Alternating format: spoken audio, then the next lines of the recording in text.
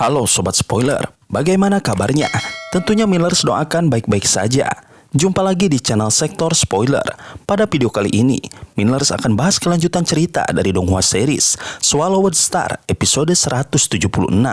Sedikit disclaimer, alur cerita dari Donghua ini terdapat perbedaan cerita dan penyesuaian dari novel ke video Donghua aslinya. Untuk itu, jika ada perbedaan alur cerita, tokoh ataupun latar tempatnya harap dimaklumi. Tanpa berlama-lama lagi, langsung saja kita gas ke ceritanya. Di episode sebelumnya, dengan keyakinan kuat dan bantuan dari AI-nya Babata, Luo Feng memutuskan menantang jembatan surgawi, sebuah ujian legendaris yang hanya bisa dilewati oleh para jenius sejati. Dalam ujian itu, Luo Feng mengejutkan semua orang. Ia tak hanya melampaui level 8, tapi juga menaklukkan level 9, 10, 11, dan bahkan 12, yang selama ini dianggap mustahil bagi penguasa domain. Kekuatannya sebagai pengontrol menunjukkan puncak seni bela diri dan penguasaan hukum yang luar biasa. Bahkan para petinggi dan kaisar dari seluruh penjuru alam semesta menyaksikan dengan takjub. Pertarungan di level 12 yang memadukan 108 bilah emas dan kekuatan hukum semesta menjadi bukti bahwa Luo Feng telah melampaui batas-batas logika. Puncaknya terjadi di level 13, sebuah ujian maha berat yang bahkan ditakuti makhluk abadi. Berhadapan dengan lawan yang menggunakan bentuk sempurna dari persenjataan Nansen, Luo Feng mengerahkan seluruh kekuatannya, meningkatkan energi rohnya hingga lebih dari 3000. Dalam duel pedang maha dahsyat yang mengguncang ruang dan waktu, ia bertarung tanpa ragu.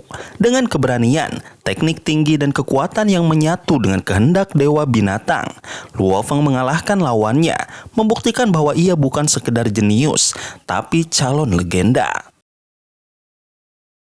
Di episode selanjutnya, di tengah pulau jembatan surgawi, 86 makhluk abadi menyaksikan semuanya dengan mata terbelalak. Mereka terpaku, tak percaya bahwa seorang penguasa domain telah melampaui level ke-13. Banyak dari mereka yang telah berlatih selama puluhan ribu tahun, bahkan hanya mampu melewati level 11. Dan Luo Feng, dia melakukannya hanya dalam hitungan ratusan tahun. Kemenangan ini bukan kemenangan biasa. Ini adalah terobosan, lompatan luar biasa yang mengguncang semua penonton. Banyak yang terdiam, tak sedikit yang menahan nafas, dan beberapa mulai bergumam pelan. Nama Luo Feng mulai bergema, bukan sebagai peserta biasa, tapi sebagai monster jenius yang hanya muncul dalam triliunan era. Tanpa ragu, Luo Feng melangkah melanjutkan ke level 14. Jembatan membawanya menembus api bintang ke bagian yang lebih dalam. Meski panas menyelimuti seluruh tempat, tubuh penguasa domainnya tetap kokoh. Di sana, ia kembali memilih lawan, seorang pria berzirah api lainnya. Namun kali ini kekuatannya jauh lebih dahsyat. Jika kau tidak memiliki kekuatan cadangan, kau tidak akan mampu menang di sini, kata sang lawan memperingatkan Luo Feng. Pertarungan pun dimulai, tapi kali ini semuanya berakhir begitu cepat.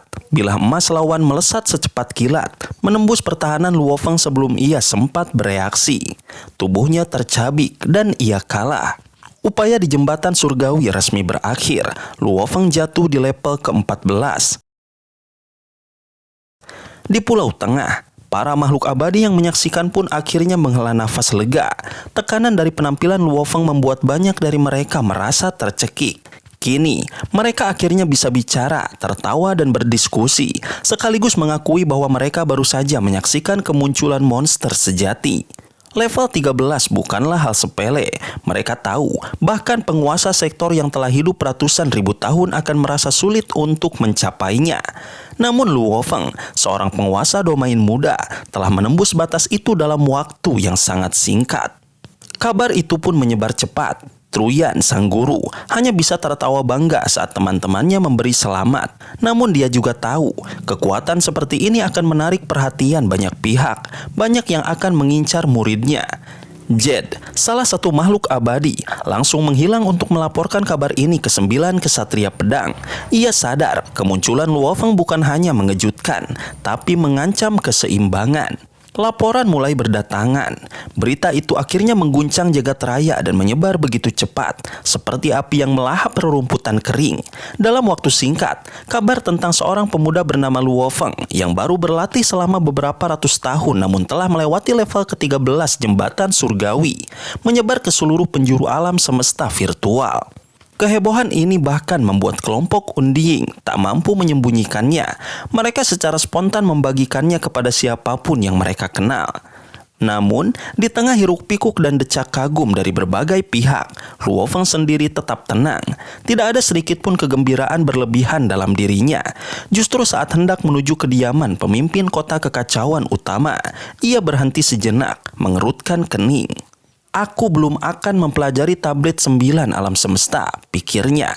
Ia telah mendapatkan pencerahan saat melewati 6 level sebelumnya. Maka, dengan bijak, ia memilih kembali ke tempat latihannya untuk merenungkan setiap pertarungan yang telah ia jalani. Setiap duel yang ia lalui telah membuka pemahamannya terhadap berbagai teknik, gaya, dan pemanfaatan senjata Nansen. Namun itu memberikan inspirasi baru yang menyentuh akarnya sebagai petarung sejati. Di balkon, tempat latihannya yang sunyi, ia duduk bersila, memutus koneksi dari alam semesta virtual agar tak ada gangguan saat ia merenung di tengah aliran energi kekacauan utama. Tanpa ia sadari, namanya telah menjadi pusat perhatian para pemimpin besar di seluruh semesta. Di Pulau Guntur, tepatnya di dalam Istana 9 Kesatria Pedang, salah satu tokoh utama Kesatria 9 Pedang mendengar laporan dari Kaisar Jed, panglima tertingginya. Wajah sang kesatria serius, namun ada senyum kecil saat ia mendengar betapa mengerikannya potensi Luo Feng. Bahkan Bolan, yang dikenal sebagai jenius dari 10.000 era terakhir, hanya mencapai level 8. Tapi Luo Feng, ia telah menembus level 13. Dia adalah jenius langka dari 10 juta era, ujar sang kesatria. Namun yang mengejutkan, surat pribadi yang telah ia kirimkan kepada Luo Feng tidak kunjung mendapat balasan. Bukan karena sombong atau tidak sopan. Ternyata Luo Feng telah mematikan koneksi ke alam semesta virtual. Langkah yang licik, tapi cerdas. Ia tahu bahwa banyak kekuatan besar akan mencoba merekrutnya. Dan karena tidak memiliki posisi tinggi, ia tidak akan mampu menolak tanpa menyinggung pihak manapun. Maka, dengan memutus koneksi, ia menciptakan alasan yang sempurna untuk bersikap netral untuk saat ini. Sementara itu, badai besar yang ditimbulkan oleh aksi Luo Feng tak hanya mengguncang perusahaan alam semesta virtual, tetapi juga menjalar ke ras-ras besar lainnya. Di suatu sudut alam semesta yang terpencil, tersembunyi dalam celah ruang, berdiri sebuah negara dewa milik klan Serangga. Di puncak gunung setinggi 1.000.000 kilometer, menjulanglah kuil megah yang bersinar dengan cahaya emas. Di dalamnya, para prajurit serangga abadi menjaga dengan disiplin tinggi. Seorang pria berjubah emas bergegas masuk, membawa kabar penting bahwa Luo Feng telah melewati level 13 jembatan surgawi. Kabar ini menggetarkan pemimpin mereka. Dalam waktu singkat, posisi Luo Feng langsung dinaikkan ke daftar ancaman nomor 1 bagi organisasi tersebut. Bahkan sang pemimpin mengakui, untuk menghadapi Luo Feng, mereka sudah tidak memiliki sumber daya yang cukup. Tak berhenti di situ, berita ini menjalar hingga ke ras-ras kuat lainnya. Di wilayah bangsa iblis, dalam kuil hitam yang megah dan dikelilingi oleh kabut kegelapan, seorang makhluk agung yang tersusun dari bebatuan terbakar menerima laporan yang sama. Ia tahu, selama Luo Feng berada di bawah perlindungan pemimpin kota kekacauan utama, tidak akan ada peluang untuk menyerangnya. Namun ia juga tahu, kelak Luo Feng akan meninggalkan tempat itu, dan saat itulah kesempatan akan datang. Di sisi lain alam semesta, dalam kristal raksasa yang membentuk negara dewa misterius, duduk seorang pria bermata 3 di atas tahta giok hijau. Melalui mata ketiganya, ia memantau pergerakan informasi yang tersebar. Ia menyadari bahwa kehadiran Luo Feng telah memicu perhatian dan mungkin juga persekongkolan dari berbagai ras besar. Ia tersenyum, semakin banyak yang mencoba membunuh Luo Feng, semakin besar konflik yang akan terjadi di antara ras-ras utama. Dan bagi pengamat seperti dia, itu adalah permainan yang menarik untuk ditonton. Dalam satu hari, nama Luofeng bergema di seluruh penjuru semesta. Ia bukan sekedar jenius biasa, ia adalah simbol kebangkitan baru umat manusia. Seorang jenius langka dari 10 juta era, yang keberadaannya telah mengubah keseimbangan kekuatan alam semesta. Di tengah hiruk-pikuk kota kekacauan utama, di antara jutaan bangunan megah yang menjulang tinggi, sebuah balkon menjadi saksi bisu, momen penting dalam hidup seorang pejuang muda. Di sanalah Luofeng membuka matanya setelah bermeditasi dalam-dalam. Senyum puas terukir di wajahnya. Refleksi dan pelatihan barusan telah membawa manfaat besar baginya. Dengan tenang, Luofeng memanggil asisten cerdasnya, Babata. Suara digital itu menjawab dengan penuh semangat. Jauh lebih patuh dan cepat sejak Luofeng mencapai tingkat penguasa domain. Tanda bahwa ia telah diakui sepenuhnya sebagai tuan sejati. Luofeng meminta Babata untuk membuka koneksi ke jaringan alam semesta virtual. Ia tahu telah menanti banyak pesan dari para tokoh kuat di luar sana. Tidak butuh waktu lama, jaringan virtual pun aktif dan layar pun membanjir dengan ratusan surat dan permintaan panggilan. Ada 392 pesan dan 13 permintaan panggilan, angka yang bahkan membuat Luofeng sedikit terkejut. Namun, dia sudah menduganya. Keberhasilannya menembus tingkat ke-12 dan ke-13 dalam pelatihan adalah pencapaian luar biasa. Bahkan para penguasa domain terbaik pun kerap berhenti di level 11 setelah puluhan ribu tahun berlatih. Dengan kesadaran ringan, Luofeng mengakses alam semesta virtual dan duduk di mejanya di wilayah Prima Gunung Yuxiang. Di hadapannya, layar dipenuhi pesan dari ratusan kesatria, beberapa makhluk kuat dari berbagai kematian abadi, juga teman-temannya seperti Wuka dan Rongjun. Bahkan ada permintaan panggilan dari gurunya sendiri, Kaisar Truyan. Dengan kecepatan luar biasa, Luofeng membaca seluruh surat-surat itu. Ia merasakan ketulusan yang terpancar dari para kesatria, bukan dalam bentuk pujian kosong, melainkan undangan serius untuk menjadi murid mereka. Mereka melihat potensi luar biasa pada Luofeng, bukan hanya sebagai jenius dari 10.000 era, tetapi sebagai monster sejati dari 10 juta era. Namun, Luofeng tahu dia tak bisa sembarangan memilih, maka ia memutuskan mengunjungi gurunya terlebih dahulu. Ia meninggalkan balkonnya dan melesat cepat menuju kediaman Kaisar Truyan, gurunya yang tinggal tak jauh dari sana. Disambut dengan ramah, mereka berbincang santai sambil menikmati anggur eksotis. Truyan tertawa kecil, mengakui bahwa surat-surat dari para kesatria pasti telah membanjiri Luofeng. Luofeng mengangguk. Kecepatan peningkatannya memang telah menarik perhatian banyak orang. Bahkan menurut Kaisar Truyan, jikapun Luofeng melambat nantinya, menjadi kaisar abadi puncak bukan hal yang mustahil. Para kesatria berebut menerimanya karena satu alasan sederhana. Seorang murid jenius adalah investasi masa depan. Seorang murid kesatria bisa menjadi rekan seperjuangan dalam pertempuran besar atau bahkan penjelajahan wilayah rahasia semesta. Dan yang paling penting, hubungan guru dan murid adalah hubungan suci yang tak tergantikan. Luofeng mengaku kebingungan dalam memilih, karena dari ratusan kesatria yang mengirim surat, banyak yang tak dikenalnya. Semuanya mencoba menonjolkan diri, namun sulit untuk benar-benar menilai kekuatan sejati hanya dari kata-kata. Melihat kebingungannya, Kaisar Truyan tersenyum dan memberikan satu saran mengejutkan, pemimpin kota kekacauan utama. Nama itu membuat Luofeng terpana. Sosok ini bukan hanya penjaga tanah suci umat manusia selama berabad-abad, tetapi juga salah satu makhluk paling kuat di seluruh alam semesta. Kota kekacauan utama tetap tak tersentuh oleh ras-ras lain selama jutaan tahun berkat kekuatan makhluk ini. Meski sang pemimpin kota tidak mengirim surat secara langsung, ia telah memberi kabar melalui Kaisar Truyan bahwa dirinya bersedia menerima Luofeng sebagai murid.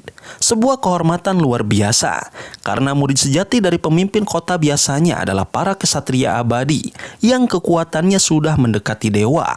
Truyan lalu menjelaskan bahwa sang pemimpin kota juga adalah pencipta tablet alam semesta, peringkat 2 dari 52 tablet kekacauan utama. Sebagai perbandingan, tablet kapak besar yang menduduki peringkat pertama diciptakan oleh pendiri dojo kapak besar. Dua makhluk ini adalah legenda sejati dalam sejarah umat manusia. Meskipun hanya sebagai murid dalam nama, memiliki pemimpin kota sebagai guru berarti perlindungan dan status tertinggi di antara manusia. Tidak ada yang berani menyentuh Luofeng sembarangan. Bahkan insiden seperti gangguan dari Kaisar Yanzu tak akan pernah terulang. Luo Feng pun mantap dalam keputusannya. Ia akan menerima tawaran tersebut. Atas saran dari Truyan, Luo Feng terlebih dahulu menemui kesatria 9 pedang, kesatria yang bertanggung jawab atasnya. Luo Feng masuk ke ruang khusus milik kesatria tersebut dalam semesta virtual. Kali ini, sang kesatria jauh lebih sopan dan ramah. Setelah mendengar keputusan Luo Feng, dia tidak bisa menolak. Pemimpin kota adalah makhluk yang posisinya jauh lebih tinggi dari semua kesatria. Dan bahkan sebagai murid dalam nama, status Luo Feng kini berada di level yang tak bisa disepelekan. Sang kesatria mengingatkan agar Luo Feng menunjukkan rasa hormat tertinggi saat menghadap sang pemimpin kota. Bagaimanapun juga, sosok ini telah mengabdikan hidupnya menjaga umat manusia dari serangan triliunan ras asing, pengabdian yang nilainya tak terukur. Luo Feng pun melangkah pergi. Kini, dengan langkah mantap, ia berjalan menyusuri jalan megah yang mengarah ke kediaman pemimpin kota. Di kejauhan, berdiri sebuah istana megah yang memancarkan aura luar biasa. Di dalam dirinya, semangat dan kekaguman bercampur menjadi satu. Pemimpin kota kekacauan utama, gumam Luo Feng pelan. Sebuah nama yang akan segera menjadi bagian dari takdirnya yang agung. Pintu gerbang utama kediaman pemimpin kota kekacauan utama terbuka lebar, memperhatikan suasana sibuk dengan orang-orang yang lalu lalang tanpa henti. Namun, di balik keramaian itu, ada sosok yang melangkah dengan tujuan berbeda. Luo Feng. Ia tak lagi menuju ke tablet alam semesta seperti biasanya. Kali ini, tujuannya jauh lebih istimewa, kediaman pribadi sang pemimpin kota. Memasuki area dalam, suasana berubah drastis. Jika bagian luar tampak bebas dan terbuka, maka bagian dalam dijaga dengan ketat. Penjaga-penjaga abadi yang berdiri kaku, tubuh mereka seperti mayat hidup, menatap tajam siapapun yang melintas. Ketika Luo Feng tiba, dua dari mereka serempak menghadangnya dengan tombak, memancarkan aura tak bersahabat. Namun, sikap mereka berubah begitu mengetahui bahwa Luo Feng datang atas undangan sang pemimpin kota sendiri. Dengan rasa hormat, mereka membiarkannya melangkah masuk. Di dalam kediaman, suasana megah dan tenang menyelimuti langkah Luo Feng. Ia segera tiba di sebuah alun-alun batu yang luas, di mana sosok berjubah merah menyala berdiri di kejauhan. Seorang pria botak dengan aura luar biasa tenang. Kehadirannya seolah menyatu dengan ruang itu sendiri, membuat Luo Feng merasa kecil dan tak terlihat. Pria itu adalah kesatria Guiyi, salah satu murid senior pemimpin kota yang datang untuk menyambutnya. Dengan senyum ramah, Guiyi mengajaknya berjalan menyusuri kediaman, menjelaskan bahwa sang guru, pemimpin kota kekacauan utama, telah menerima Luo Feng sebagai murid dalam nama. Sebagai salah satu murid awal, Guiyi kini menjadi senior kedua dan menyarankan agar Luo Feng memanggilnya demikian. Saat mereka melangkah lebih dalam, Guiyi memperingatkan Luo Feng akan kekuatan luar biasa gurunya. Sang pemimpin kota memiliki 3 tubuh hebat, dan yang berada di kota ini berfungsi sebagai pelaksana hukuman. Tubuh itu saja sudah cukup untuk menjaga seluruh kota kekacauan. Bukti nyata dari kekuatan luar biasa yang tak tertandingi. Akhirnya, mereka tiba di halaman tenang yang dijuluki reruntuhan kekacauan utama. Sebuah tablet batu dengan 3 kata besar menyambut mereka. Begitu Luo Feng melangkah masuk, dunia di sekitarnya berubah. Ruang dan waktu berputar, membawa mereka ke medan pertempuran yang tak terbatas. Tubuh-tubuh raksasa berserakan, memancarkan aura mematikan. Ini bukan sekedar tempat, ini adalah saksi bisu dari pertarungan-pertarungan luar biasa di masa lalu. Di tengah reruntuhan itu, berdirilah sosok mengerikan. Pria setinggi 3 meter dengan zirah merah tua dan ekor ular menjuntai dari belakang baju besinya. Hanya dengan melihatnya, jiwa Luo Feng bergetar. Sosok ini memancarkan hukum alam semesta itu sendiri. Ia adalah pemimpin kota, puncak dari kekuatan umat manusia. Tatapannya menembus ke dalam jiwa, seolah mengetahui setiap rahasia yang coba disembunyikan Luo Feng. Meski begitu, pria itu berbicara dengan suara tenang, memuji pencapaian Luo Feng yang telah hampir menyelesaikan 108 keajaiban luar angkasa dalam waktu kurang dari 90 tahun. Ia juga menyinggung bahwa kekuatan dan kehadiran yang dimiliki Luo Feng kemungkinan besar berasal dari ngarai dewa binatang, suatu tempat yang hanya sedikit bisa memahami esensinya. Akhirnya, pemimpin kota menawarkan sebuah kehormatan. Luo Feng diterima sebagai murid dalam nama. Namun, syarat diterima sepenuhnya sebagai murid sejati masih jauh lebih berat. Ia diberi waktu 3000 tahun untuk menyelesaikan bentuk pertama dari teknik legendaris Nansen 7. Jika ia berhasil, maka ia akan diterima secara penuh oleh sang pemimpin. Sebuah kesempatan langka untuk berdiri sejajar dengan para makhluk terkuat di alam semesta. Luo Feng menerima tantangan itu dengan sepenuh hati. Di hadapannya terbentang jalan panjang menuju puncak kekuatan sejati, dan ia siap menempuhnya. Sobat spoiler, itulah spoiler dari Donghua series Swallowed Star, episode 176. Tentunya spoiler ini tidak akan sama persis dengan episode sesungguhnya. Maka dari itu, jika ada kesalahan dalam kata ataupun istilah, serta kekurangan atau kelebihan durasi harap dimaklumi. Dan jangan lupa untuk mendukung channel ini terus berkembang dengan cara like, share, dan subscribe supaya kalian gak ketinggalan update terbaru dari channel ini. Terima kasih banyak sudah menonton video ini sampai akhir Sobat Spoiler. Kritik dan saran positifnya silahkan di komentar. Sampai ketemu lagi di video berikutnya. Tetap semangat dan sampai jumpa.